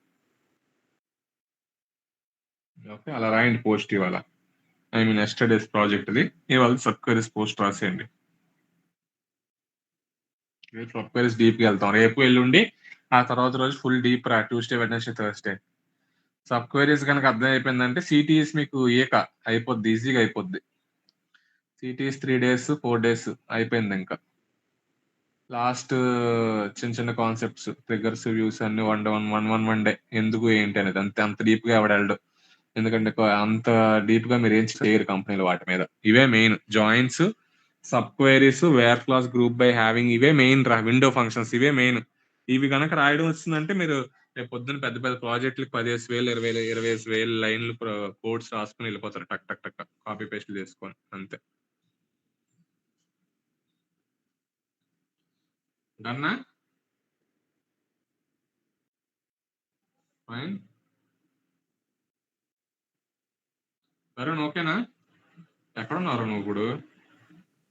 ఆల్మోస్ట్ ఇంకా 6 కిలోమీటర్స్ ఉంది గిరిప్రదక్షిణం కంప్లీట్ అయితే. అసలు ఎంత డెడికేటెడ్ ఎలారా బాబు అసలు? పక్క గిరిప్రదక్షిణ చేస్తూ క్లాస్ వినేస్తున్నావా? అట్టే హెడ్సెట్ పెట్టుకుని ఇంటా వెళ్తా ఉంటా. ఓడి అమ్మ, చప్పట్లు కొట్టాలరా నీకు నిజంగా. క్లాస్ మిస్ అయిపోద్దని గిరిప్రదక్షిణ చేస్తూ క్లాస్ వినేస్తున్నారా? ఎవరు నేను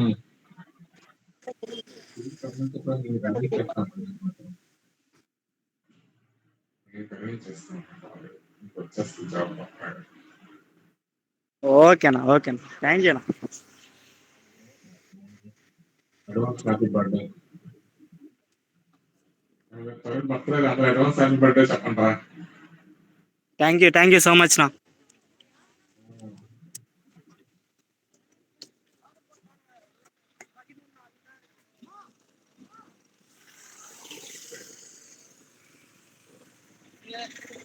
thank you for everyone.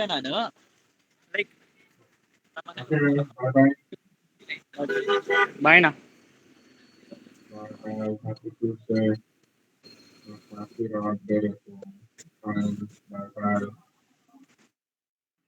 Good night. Later.